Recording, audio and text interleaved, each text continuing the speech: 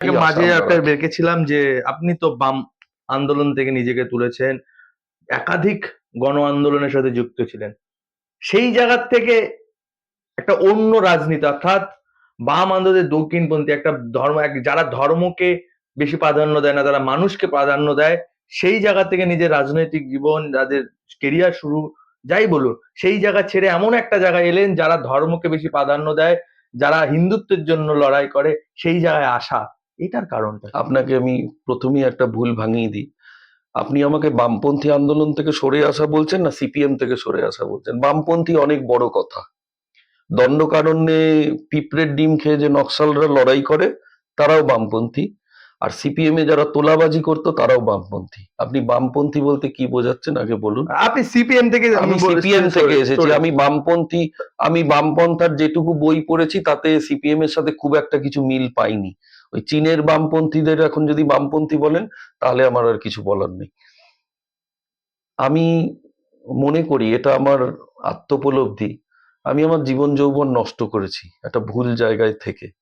এখন অনুশোচনা করে লাভ নেই, সামনের দিকে তাকাবো, পিছন ফিরে দেখে তো লাভ নেই। আর যারা শূন্য হয়ে গেছে তাদের নিয়ে বেশি কথা বলেও লাভ নেই। মনে প্রশ্ন অনেক জাগতো। আরবিসি কলেজে, এই নৈহাটি ঋষি বঙ্কিম কলেজে বামপন্থীরা তো শিক্ষা শিবির করতো। তারা শিক্ষা শিবিরে গেছিলাম। ওই সময় তৎকালীন শিক্ষামন্ত্রী সুদর্শন, সম্ভবত রায়চৌধুরী, সুদর্শন রায়চৌধুরী, ঘোষ দস্তিদার তৃণমূলের ওই ডাক্তার হুম। সুদর্শন রায়চৌধুরী শ্রীরামপুরের, উনি এসেছিলেন, পণ্ডিত ব্যক্তি। ওনার ইয়েতে উনি শিক্ষা শিবির নিচ্ছেন দ্বন্দ্বমূলক বস্তুবাদ নিয়ে।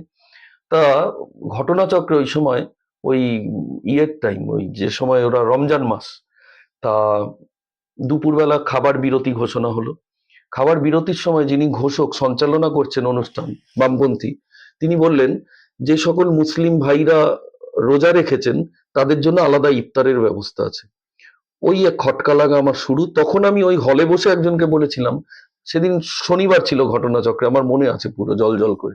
আমি বলেছিলাম, আচ্ছা, যদি আমরা কেউ বারের উপোস করে থাকি শনিবার, তাহলে কি এই ঘোষণা হতো যে বারের উপোস যারা করেছেন তাদের জন্য আলাদা নিরামিষ খাবারের ব্যবস্থা রয়েছে?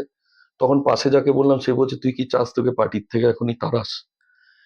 তারা কে বলেছে তারা ধর্মনিরপেক্ষ? ধর্মনিরপেক্ষতা মানে তো সর্বধর্ম সমন্বয় করে আমি চলবো, সবাইকে সমান শ্রদ্ধা করব। মুসলিম তোষণ করাটা যদি ধর্মনিরপেক্ষতা হয়, তাহলে সিপিএম ধর্মনিরপেক্ষ। সিপিএম এর সব থেকে সাম্প্রদায়িক মানুষ হচ্ছে মোহাম্মদ সেলিম, বর্তমানে যিনি সম্পাদক। উনি ধরে ধরে যারা প্রতিশ্রুতিমান সেই ধরনের অনেক কমরেডের জীবন শেষ করেছেন। এবং ওই যে বলে না যে এ জন্মের ফল এ জন্মেই পেতে হয়, এই যে এত বিতর্ক হচ্ছে এই তন্ময় ভট্টাচার্যের বিষয়টা নিয়ে, তন্ময় ভট্টাচার্যকে আমি অনেক কাছ থেকে চিনেছি। ওনার বিরুদ্ধে যে অভিযোগ এসেছে এই অভিযোগ আমি বিশ্বাস করি না। এটা বানানো অভিযোগ, ওনাকে ফাঁসানোর জন্য অভিযোগ। ওনার দলের বিরোধী গোষ্ঠী এটার পিছনে থাকতে পারে, বা শাসক দলের কেউ থাকতে পারে, সেটা আমি জানি না, আমি তো গোয়েন্দা দপ্তরের লোক নই। তবে সাদা চোখে বেশ ভালো করে বোঝা যাচ্ছে তন্ময় ভট্টাচার্য যেটা করেনি। কিন্তু আমি বলছি, তন্ময় ভট্টাচার্য পাপের ফল পাচ্ছে।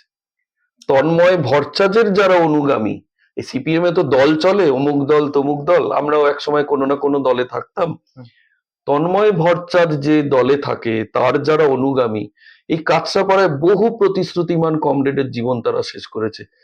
ইভান বলে একটি ছেলেকে আমি চিনি, ইভান ঘোষ, কাঁচরাপাড়া কলেজে কাজ করে। মিথ্যে অপবাদ দিয়ে ওই ছেলেটার পার্টি মেম্বারশিপ নষ্ট করেছে, খেয়েছে। কাঁচরাপাড়ায় আমি এক এক করে নাম বলে দিতে পারি, বহু মানুষের পার্টি মেম্বারশিপ তারা নষ্ট করেছে। এই তন্ময় ভট্টাচার্য কাঁচরাপাড়ায় টিকটিকি বাজারে যে পার্টির সম্মেলন হয়েছিল, সেখানে পার্টির ভোট গণনা ওলটপালট করেছে। আপনি দেখেন, তৃণমূল বুথ দখল করে সবাই বলে না, হুম, হুম। সিপিএম ভোটে বুথ দখল করতো সবাই বলে না। সিপিএম যে নিজেদের সাংগঠনিক সম্মেলন পরিচালনা করতে গিয়ে যে ভোটাভুটি হয় তাতেও যে বুথ দখল করে, ভোট দখল করে, ভোট গোনায় নয় ছয় করে, তন্ময় ভট্টাচার্য তার পান্ডা এবং জ্বলন্ত উদাহরণ। ওনাকে তো অনেকের অভিশাপ, অনেকের দীর্ঘ নিঃশ্বাস রয়েছে। ওনার রাজনৈতিক জীবন তো এরম ভাবে নষ্ট হবেই, কারণ উনি অনেকের জীবন নষ্ট করেছেন আপনি জীবন রাজনৈতিক ভাবে। আপনি রাজনৈতিকভাবে জীবন নষ্টের কথা বলছেন, ঠিক আছে, কিন্তু যদি দেখা যায় আপনারা যেভাবে এ রাজ্যে রাজনীতি করছেন, যেভাবে আন্দোলন করছে, আপনাদের থেকে তো অনেক বেটার। মানুষ তো এখন মনে করেন যে যারা বামপন্থী দল সিপিএম থেকে বিজেপিতে এসেছিল তারা রামরেট হয়ে গেছে, কিন্তু তারা যেভাবে ভূমিকা ভেবেছিল আন্দোলন করবে তৃণমূল সরকারের বিরুদ্ধে, কিন্তু সেটাই কোনো আন্দোলন হচ্ছে, আপনাদের তো কেন্দ্র কোনো তোয়াক্কাই করছে না। না দেখুন, আমরা রামরেড হতে পারি, প্রাক্তন কমরেড হতে পারি, জয় শ্রীরাম বলতে পারি, সব ঠিক আছে। আমার মনে হয় বিজেপি একটা বাডিং দল পশ্চিমবঙ্গে, যারা ছোট থেকে আস্তে আস্তে বড় হচ্ছে। এখানে কংগ্রেস, তৃণমূল, সিপিএম সকলকে নিয়ে বিজেপিকে বাড়তে হবে, সকলের থেকে আসা লোককে নিয়ে। তার মধ্যে ভালো মানুষ থাকবে, তার মধ্যে খারাপ মানুষ থাকবে। সেই রাজহাঁসের মতো হতে হবে, আমি দুধটুকু খাবো জলটুকু খাবো না। সেইভাবে বিজেপি আস্তে আস্তে বিকশিত হবে, সকলের বুদ্ধি নিয়ে, সকলের চিন্তা ভাবনা নিয়ে। আমরা একটা প্রগতিশীল রাজনৈতিক প্ল্যাটফর্মে ছিলাম এক সময়, সো কল্ড, যদিও তারা সংকীর্ণ মনা। তবুও আমি আমার মতো করে পরামর্শ দেব, একটা দক্ষিণপন্থী দল যারা ধর্ম নিয়ে রাজনীতি করে, এটার প্রয়োজনও রয়েছে, কারণ হিন্দুরা আস্তে আস্তে ভারতবর্ষে নাহলে কোণঠাসা হয়ে পড়বে। আমাদের অধিকার, ন্যায্য অধিকার রক্ষার দাবিতে আমরা এই ধরনের রাজনীতি করব। কিন্তু আমাদেরকেও পশ্চিমবঙ্গের মাটি বুঝতে হবে, আমাদের রবীন্দ্র জয়ন্তী বুঝতে হবে, রবীন্দ্রনাথ ঠাকুরকে বুঝতে হবে, আমাদের জয় মা তারা বুঝতে হবে, জয় মা কালী বুঝতে হবে, সব আমাদের বুঝতে হবে। এইভাবে চলতে হবে, তার সবাইকে নিয়ে মিলেমিশে চলতে তার মানে হবে। তৃণমূল যে কথাটা বলেন আপনি সেটা নিজে মুখে শেয়ার করতেন যে বিজেপি হচ্ছে নন বেঙ্গলি কালচার, এখন তারা একদম বাংলাকে বুঝতে পারে, তারা বাংলা না, ভাষা। না, না, না, বিজেপি নন বেঙ্গলি কালচার নয়। বিজেপি বিকশিত হয়েছিল গোবলয়ে, বিকাশ লাভ করেছে। এইবার আস্তে আস্তে বিজেপি প্রসারিত হচ্ছে, বিকশিত তারপর প্রসারিত, প্রসারিত হচ্ছে।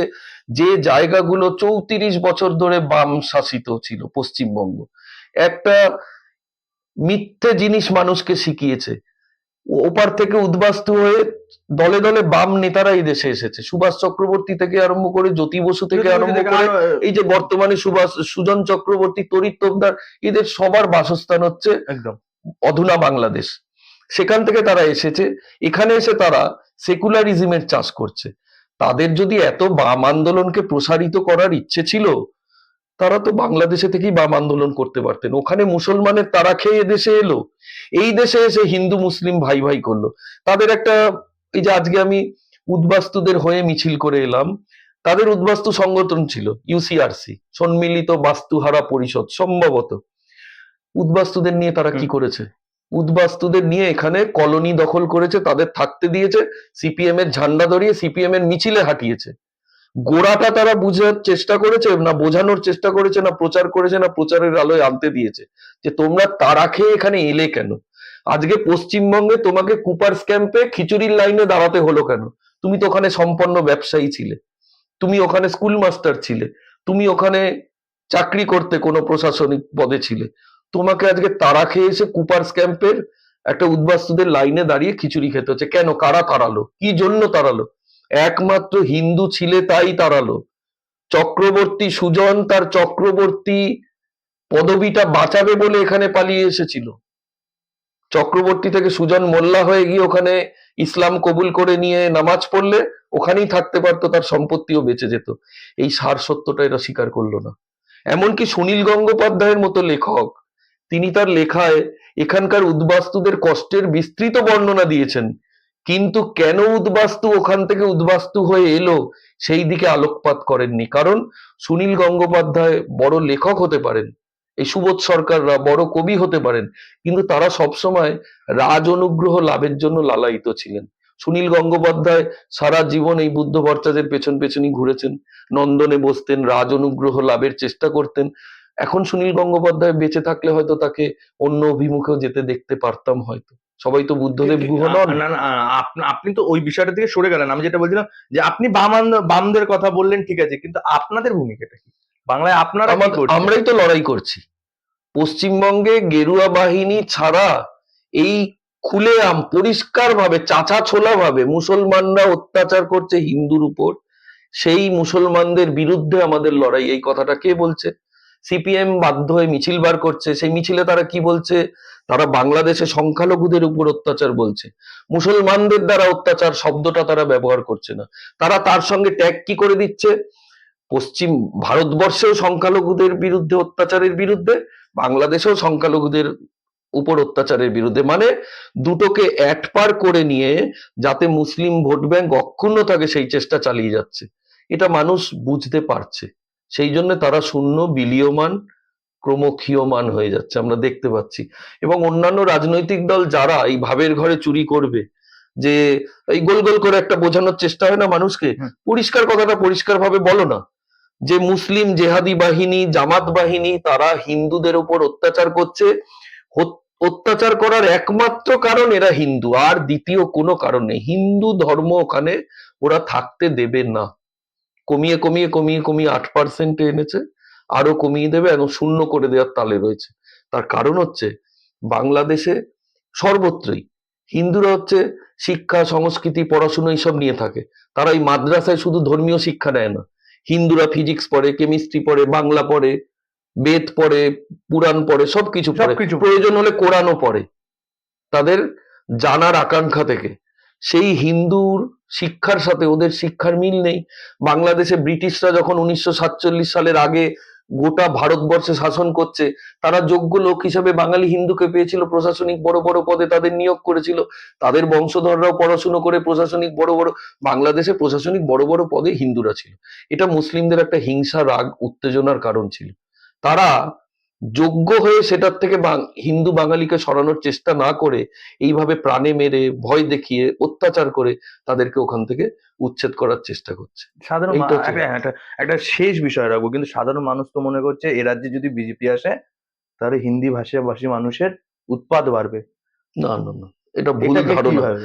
বিজেপি হিন্দি ভাষী, বাংলা ভাষী নয়। আমি বলছি আমাদের বহু এখানে হিন্দি ভাষী মানুষ রয়েছে যারা আমাদের সংস্কৃতিটাকেও যারা নিজেদের মধ্যে আত্মীকরণ করেছে, নিয়ে নিয়েছে। আমাদের যারা বাংলা ভাষী, আমরা যারা গেরুয়া মনোভাবাপন্ন মানুষ রয়েছি, যারা হিন্দুত্ব নিয়ে কাজ করি, আমাদের তাদের সাথে আলাপ আলোচনা করতে হবে, আমাদের সংস্কৃতি তাদের দিতে হবে। দিবে আর নেবে, মিলাবে মিলিবে, কবে করতে দেবে হবে। কবে নেবে? নেওয়া কেটে হচ্ছে যাচ্ছে, না, দেখা নেওয়া হচ্ছে। 18 ছিল কমে গেল, এবার তো 77 আর ছিল, সেটা তো আস্তে আস্তে তো কমে যাচ্ছে। তো এই কি এর জন্য তো দেখা যাচ্ছে বাবুল সুপ্রিয় এই কারণের জন্যই ছেড়ে চলে এলো, একের পরে দিলীপ ঘোষকে কোণঠাসা হতে না হচ্ছে। না না, তাহলে বাবুল তো সুপ্রিয়, সেই বাবুল নর্থ বেঙ্গলি সুপ্রিয় আশা করেছিল আজীবন তিনি কেন্দ্রীয় মন্ত্রী থাকবেন। এটা তো হতে পারে না। একটা সাফেল হয়, সবাইকে সুযোগ দেওয়া হয়, আবার অন্য লোককে সুযোগ দেওয়া হয়, একই পদে সারা। উনি গোসা করে চলে এসেছেন, কেন্দ্রীয় মন্ত্রী থেকে উনি রাজ্যমন্ত্রী হয়েছেন। এটা ওনার ডিমোশন না প্রমোশন উনি বিচার ও করবেন। তাহলে যে যে লোকসভা থেকে কেন্দ্র থেকে জিতছে, রায়গঞ্জে জিতছে, তাকে নিয়ে এসে দক্ষিণ কলকাতায় নিচ্ছে। সেটা সেটা বিজেপি একটি রাজনৈতিক দল, তাদের চিন্তা ভাবনা, এটা নিয়ে তো আমি কিছু বলতে পারি না। ভুলভ্রান্তি কিছু না হলে তো রেজাল্ট খারাপ হয় না, ভুলভ্রান্তি অবশ্যই কিছু হতে পারে। আর তার সঙ্গে যেটা আরেকটা ব্যাপার, পশ্চিমবঙ্গের রাজনৈতিক পরিবেশ, পশ্চিমবঙ্গের ভোটের দিনের পরিবেশ, এটার সঙ্গে সারা ভারতবর্ষকে গুলিয়ে ফেললে চলবে না। বিহার, উত্তরপ্রদেশও এখন অন্যরকম হয়ে গেছে। এই যে এত মিডিয়া সক্রিয়, আপনি বলুন তো, এতগুলো উপনির্বাচন হলো বা তার আগে সাধারণ নির্বাচন হলো, কোথাও কেউ কারোর গালে একটা থাপ্পড় মেরেছে এরকম খবর হয়েছে কিনা? কিন্তু পশ্চিমবঙ্গে আপনি দেখুন, খুন, জখম, বাড়ি ছাড়া, হাজারে হাজারে মানুষ বাড়ি ছাড়া, ভোটের 2 বছর 3 বছর পরেও তারা বাড়ি ফিরতে পারছে না, এলাকায় ফিরতে পারছে না।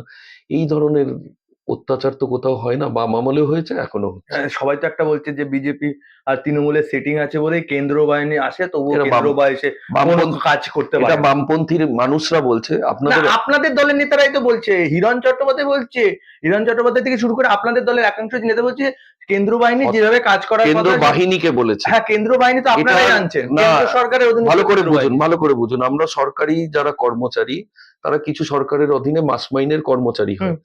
একটা মানুষ ধরুন 1,000 কোটি টাকা রোজগার করেছে অসৎ উপায়ে, সেই মানুষটাকে একটা 70,000 80,000 টাকা মাইনের কর্মচারী ধরতে আসছে। সেই অসৎ উপায়ে উপার্জন করা মানুষটি যদি সেই কর্মচারীর চোখের সামনে 2 কোটি টাকা 3 কোটি টাকা ঝোলায়, এবং সে চিন্তা করতে বসে গালে হাত দিয়ে যে আমি রিটায়ার করার পরে, সারা জীবন কাজ করে রিটায়ার করার পরেও এতগুলো টাকা চোখে দেখতে পারবো না, হতেই পারে মানুষ অসৎ পথে পা বাড়িয়ে ফেললো। এটার জন্য স্বরাষ্ট্রমন্ত্রী, প্রধানমন্ত্রীরা দায়ী নয়। রাজ্য সরকারি যে সকল কর্মচারীরা ঘুষ নেয়, তার জন্য মুখ্যমন্ত্রী দায়ী নয়। সেই মানুষটার চরিত্র দায়ী। সেই মানুষটা কি ঘরানা থেকে এসেছে, কি করেছে, সে মেধাবী হতে পারে, চাকরি পেতে পারে, সে কতটা লোভ সংবরণ করতে পারছে, দেশের জন্য কি ভূমিকা পালন করতে পারছে, এটা দায়ী। সিবিআই মানে মানুষ তো মনে করছে CBI তো আপনাদের robot সেটিং এর নয়। জন্য এত একের পর এক এটা বেল তো পাচ্ছে। বামপন্থীদের দেওয়া ফর্মুলা সেটিংসে। কিসের সেটিং? দুটো আলাদা আলাদা রাজনৈতিক দল। হ্যাঁ, বেল পাচ্ছে, অনেকদিন ধরে আটকেও রাখছে, আবার বেলও পাচ্ছে। সঠিক সময়ে সঠিক প্রমাণ না দিতে পারলে বেল পাবেই। গাফিলতি তো আছেই, কিন্তু আমি বলছি গাফিলতির পেছনে সবসময় একদম ঊর্ধ্বতন কর্তৃপক্ষ অব্দি আঙুল তুলে দেওয়াটা ঠিক না। আমরাও নিচু স্তরও অনেক সময় অনেক কিছু কাণ্ড ঘটায়, যেটা তাদের কাছে খবরই থাকে না। আপনি কতক্ষণ কত লোভ সংবরণ করবেন? আপনার সামনে 2 কোটি টাকা, 5 কোটি টাকা, 1000 কোটি, 10,000 কোটি, এখানে যে ধরনের চুরি হয়েছে সেগুলো কোটির পরিমাপে কত। এরা তো ব্যক্তিগত সব মানুষ, এত টাকা মানুষের লাগে।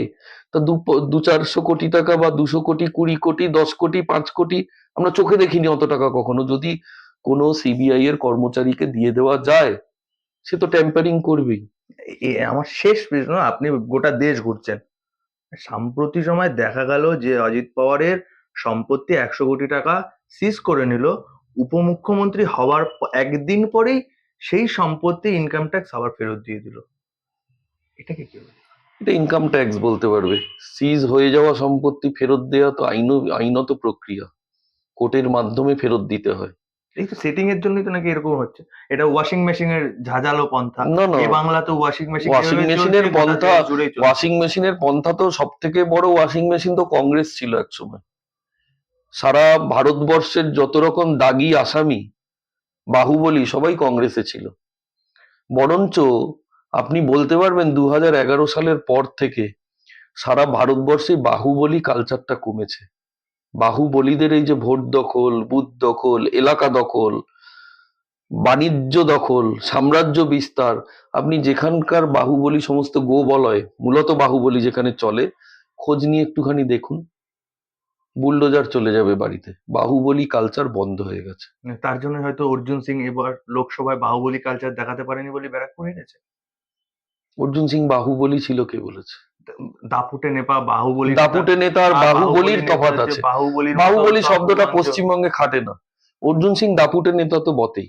তার কারণ হচ্ছে উপনির্বাচনে সাধারণত সরকার পক্ষে যারা থাকে তারাই জেতে। কারণ মানুষ দেখে যে এই সরকারে চলেই এসেছে, তা আমার সরকার পক্ষের এমএলএই টিকিট জিতুক, তাতে আমি পরিষেবাটা ভালো পাবো। অর্জুন সিং কিন্তু ভাটপাড়া থেকে উপনির্বাচনে জিতেছিলেন, এবং ভরা বাম আমলে। সেই আমরা 235, ওরা 35-এর আমলে অর্জুন সিং ভাটপাড়া থেকে জিতেছিলেন। মানুষের সাথে সংযোগ না থাকলে, যোগাযোগ না থাকলে তো এইভাবে মমতা জেতা যায় না। বন্দ্যোপাধ্যায়ের হাত ছিল বলেই তো জিতেছিল, শোনা যাচ্ছিল। হতে পারে মমতা বন্দ্যোপাধ্যায়ের হাত ছাড়া উনি তো 2019 সালে লোকসভাতেও 24-এ জিতেছিলেন। এর জন্য আর জিততে পারে। মানুষ তো হারে বা মানুষ তো জেতেই। একটা মানুষ চিরজীবন, জ্যোতি বসুও তো ইলেকশনে হেরেছিল না? ইতিহাসে আছে তো। তা মানুষ ভোটে জেতে, মানুষ ভোটে হারে, এটা হবেই। আজকে হেরেছেন, কাল আবার জিতবেন। মানে একটা বিষয় আমরা আজকের এই আলোচনা থেকে ডক্টর অনির্বাণ দীর্ঘ আলোচনা হলো, বাংলাদেশের নিয়ে কথা হলো, কারণ উদ্বাস্তু মানুষদের নিয়ে কাজ করছে, তাদের বর্তমান অবস্থা কি, তাদের জন্য কি কেন্দ্র সরকারের তরফ থেকে, রাজ্য সরকারের তরফ থেকে কিভাবে চলবে, এবং বঙ্গে বিজেপির যে ভূমিকা, সেই ভূমিকা নিয়েও কিন্তু বিভিন্ন কথা উঠলো। এবং সব থেকে গুরুত্বপূর্ণ যেটা হচ্ছে তার অতীত, অর্থাৎ সিপিএম কেও নিয়ে কিন্তু লাগাতার আক্রমণ শানালেন তিনি। আপনারা দেখতে থাকুন নিউজ হোয়াট অ্যাবাউট, সঙ্গে থাকুন, পাশে থাকুন। ক্যামেরায় দেবাশিসের সঙ্গে শোভন, নিউজ হোয়াট অ্যাবাউট। নমস্কার।